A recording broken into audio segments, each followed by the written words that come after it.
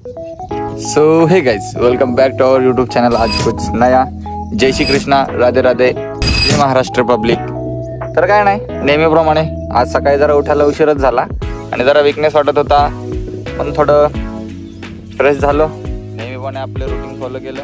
तोपर्यंत आत्या मला शेतात सोड, स्कूटी काढली घरातून, शेताकडे निघालो तर बघतोय तर काय नेहमीप्रमाणेच आपलं पावसामध्ये शेतातला रोड चिखलामुळे पूर्ण खराब झाला। त्यामुळे स्कूटी थोडी हळू चालवायला लागली आणि शेतामध्ये जायला थोडा उशीर झाला। मग काय आलो शेताकड, शेत थोडं पाहिलं, आपला राजा आला। मग त्याचं फेवरेट पार्लेजी बिस्किट टाकलं त्याला, त्याने पण मस्त आनंद घेत बिस्किट खाल्लं आणि परत निघालो घराकड। परत येत असतानाच वाटेमध्ये सूर्यफूल लावलेलं एका शेतामध्ये, थोडा व्ह्यू पाहिला, मस्त वाटला। घराकडे येतच होतो, मग विचार आला थोडा गावामध्ये फेरफटका मारूया।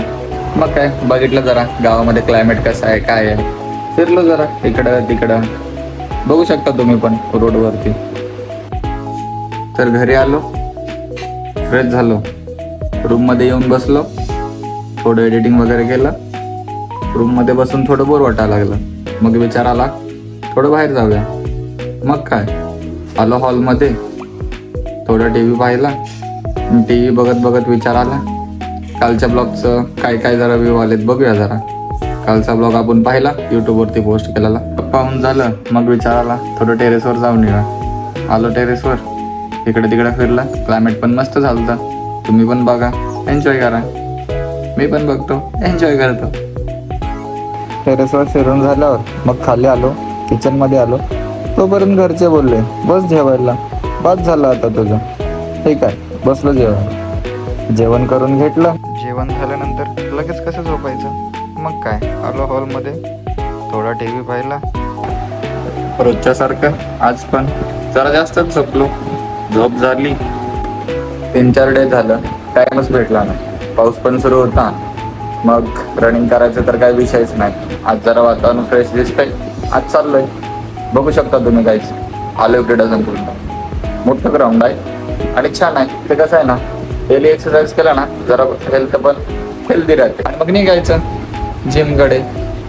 हे बघा क्रीडा संकुलावरचं जिम, चला तर मग जाऊया आत। हे बघा आलो जिमच्या आतमध्ये, बघू शकता तुम्ही अशा प्रकारे हे इथलं जिम आहे। इथं आपण एक 15 दिवस झालं डेली येते वर्कआउट करायला।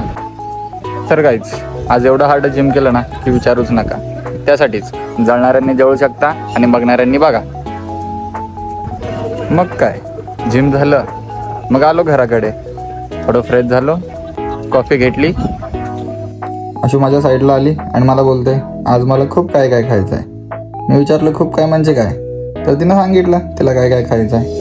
तर चला मग आणूया जाऊन। रात्र तर खूप झालती, पण काय करायचं, मॅडमची फरमाईश आहे ना, पूर्ण करावीच लागणार। निघालो, मग आलो संगम चायनीज जवळ। बघू शकता तुम्ही आपली ऑर्डर दिली। ऑर्डर यायला जरा टाईम लागला, त्यामुळे मला थोडा वेट करावा लागला।